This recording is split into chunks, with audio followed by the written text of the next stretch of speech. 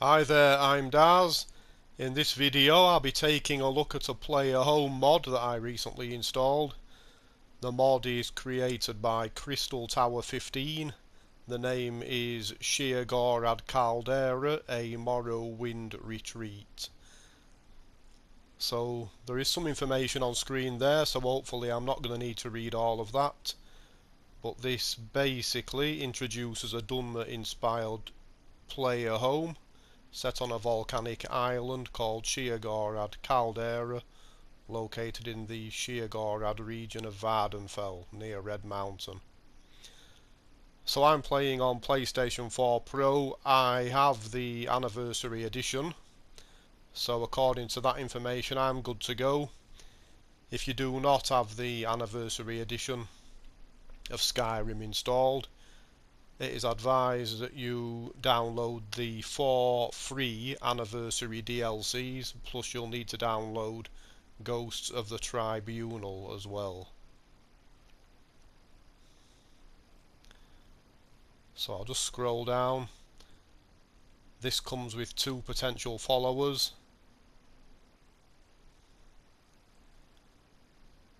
So let's get this kicked off. I'm starting the video just by the Sunstone, and you'll see we now have a map marker for the Silt Strider, which is not too far from Tel Mithrin. So I'm going to wander down there now and take a ride on a Silt Strider for the first time. I'd advise that you bring a pickaxe along. I did a little bit of a practice run on this earlier, and it does seem that you need to do some mining for heartstones. So you can have a chat to Revis if you like, but it is not necessary. We can just jump straight into the taxi.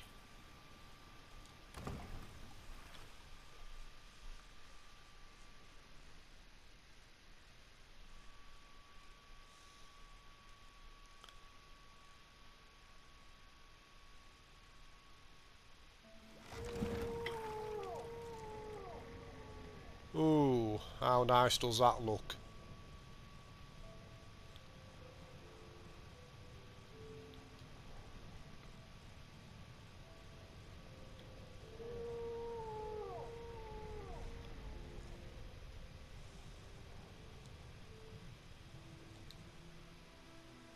So it's 4:30 in the afternoon.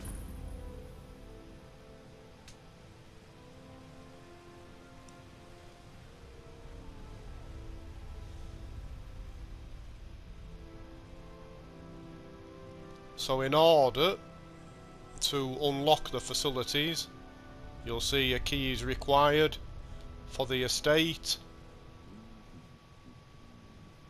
and also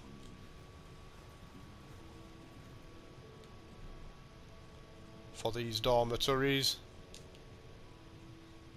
There is a chapel at the top of the hill there, that is unlocked, and I'll be heading up there very shortly. Yes, We've got sir. a guy called Alden Barras. At the moment, that is his only dialogue option. We'll return Until to next him, time. but in order to get this place unlocked, we need to read this journal here.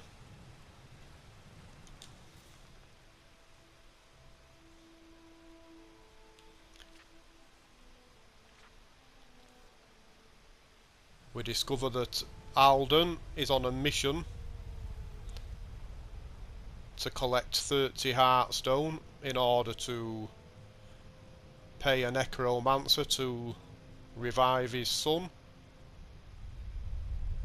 Yes. Need something? Indeed.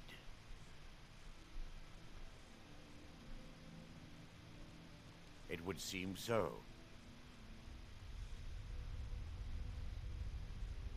Nah, I don't think so. Okay, so I'm now on the hunt for 30 heartstone. There are a few heartstone deposits dotted around the island, and when I first tried out this mod, I was scratching my head because I only managed to find 15 heartstone. But then I discovered that I was going about this all wrong. So the next thing to do is head up towards the chapel.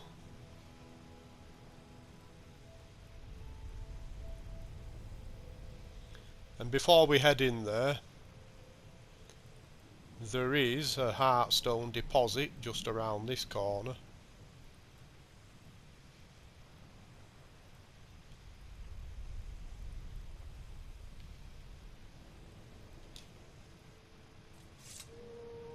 I was actually expecting a ash spawn to attack. It might cause a problem if the ash spawn doesn't turn up.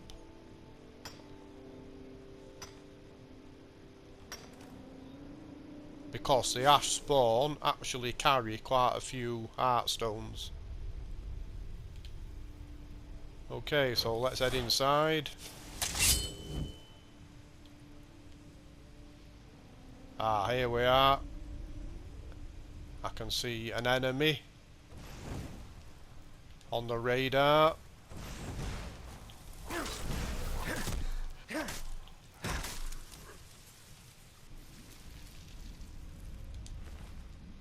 There we are, 13 heartstone.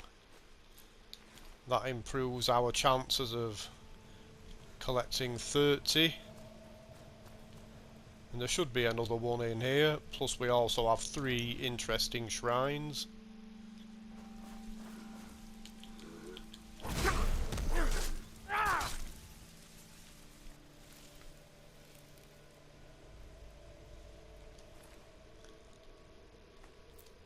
Lovely, so I should be up to 29, I think.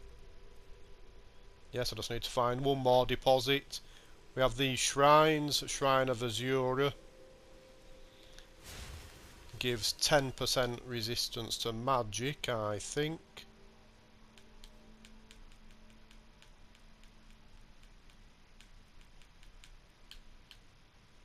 Yep. Shrine of Mephala gives 10% better prices. Shrine of Boethia, I believe, gives 10% increase to one-handed. I'm going to test that out. The damage on my bound sword is 120.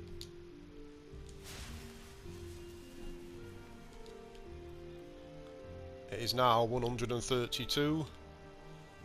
Very good. So let's collect the rest of the heartstone. There is another deposit, I'm sure, just around here.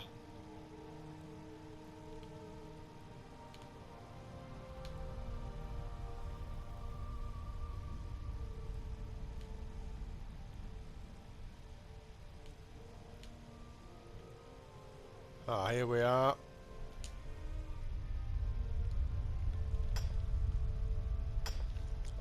On a previous visit I had a little bit of a glitch with these deposits. The same one that I sometimes have with the Skyrim back on Solstheim, where you can see that the deposit is there but it won't let you interact with it. So all I had to do was run back into the chapel and back out again, and the load screens fixed the problem and I could interact with the deposits as normal. So here we go, back to Aldous and get the key for the facilities, and then I'll have a quick look around the rest of the island. And what might you need? Indeed. It would seem so. You've done well. Your deed was true, and so is my gratitude. Please take this in return for your efforts. Okay, so I have the estate key. Before I head inside and show you around briefly, we should have the 2 potential followers. Here they are. I'm going to grab hold of the first one right now. What do you need, my friend? Tiresi, follow me, I Lead the need way. your help. So I actually took Tiresi back to Still here. Skyrim with me on a previous test, What do you want me to carry? and she's actually quite handy in a fight. She has this staff of lightning bolts. She also seemed to use firebolt spell. She uses Lead alteration on. armor spells, and she summoned Frost Atronax. I'm not sure what else is in her repertoire, but that was what she showed in the couple of fights that we got involved in. So we'll look at the dormitories first. Huh? I'm not sure if you can marry these followers, but you can definitely use them as stewards. I took Tiresi to Golden Hills Plantation and employed her as my steward there. There was no problems, everything worked just fine.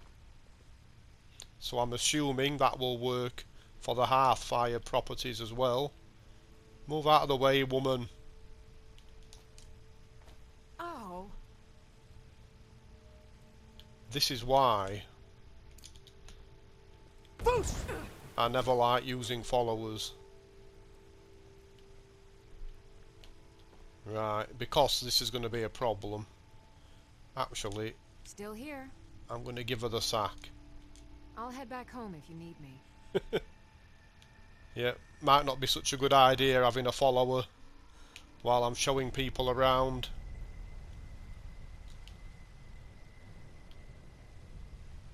Not with their ability to stand in doorways.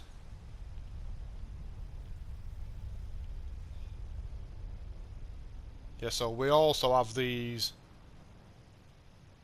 giant ingredients dotted around the island. This should give 4 imp stool, I believe. Yes, it does. And there are various other ones dotted around.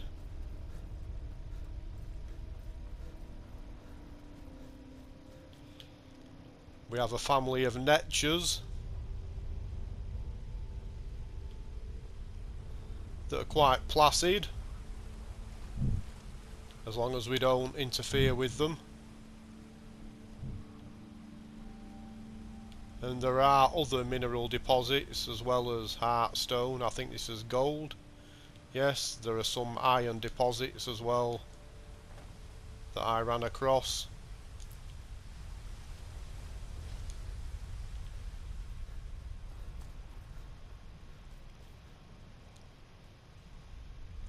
Up here we have a smithy.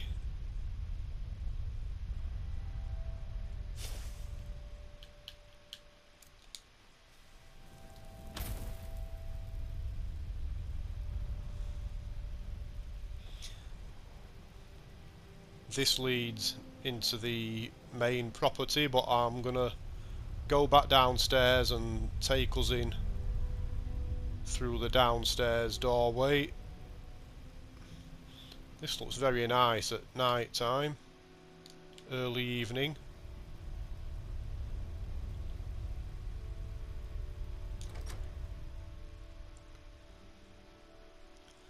I did actually do some testing on the storage and the weapon racks and the like, and it all seems to be good news.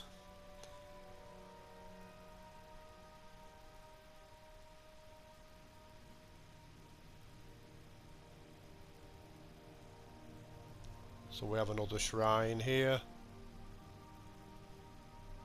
I can't remember what this is. It may be the kitchen. No, it's not. It's an aquarium. Let's pop some fish in here. I'm sure I have some. Spade tail, east carp and river betty. There we are. I need to stock up.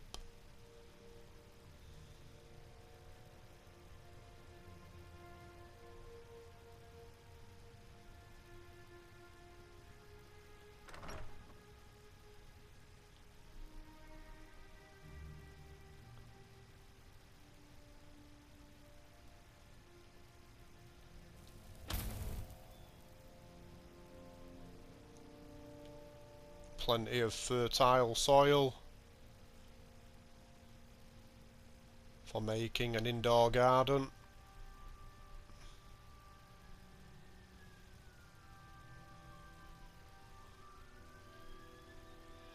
This is the armory. So I actually put these, I've not tested every single weapon rack or mannequin, but I did test some of them. I tested every slot on this rack, and on this one I placed weapons in every slot, and I was able to get them back without any problems. So we don't have a Hendraheim situation where you can have some of your favourite weapons lost. I also placed armour sets on this mannequin and this mannequin, and when I came back 10 days later I could get my gear off, no problems whatsoever. So, as I say, I've not tested extensively every single plaque and mannequin and rack, but after some limited testing everything seems to be working just fine.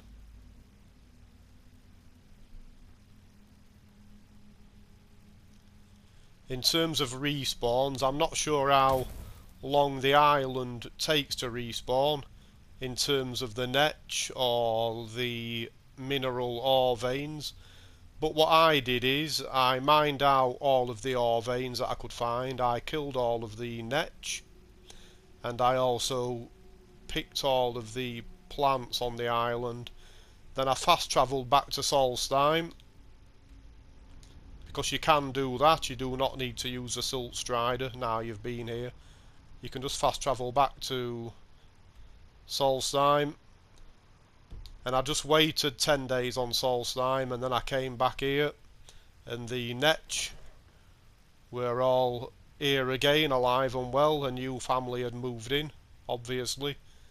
All of the plants had regrown, and I could once again mine the mineral ores.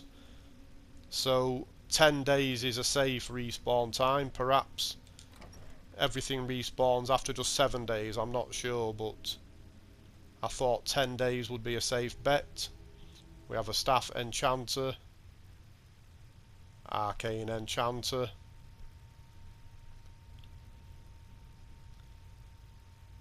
so some items on these shelves seem to be fixed. You can take all of these soul gems obviously, but these heart skulls, sorry, I thought they were heartstones at first. Those skulls are part of the fixtures obviously, and the same goes for some of the things on these shelves as well. So you can take the Dwemer scrap, but that carving you cannot move. You cannot move that lantern. So I think you get the idea. These are usable bookshelves. That pot is immovable.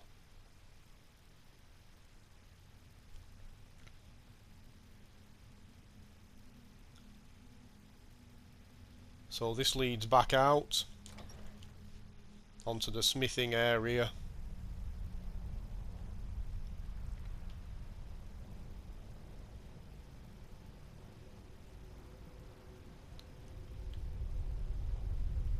Wow. Right, before I leave off, there are several fishing spots around the island as well, around the coast obviously.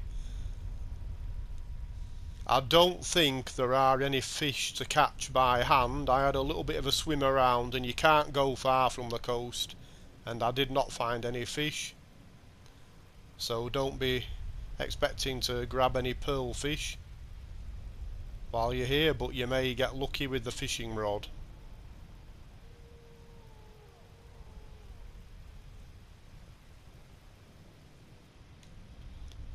So I hope I've not left out anything important. I better wind the time on a little bit actually.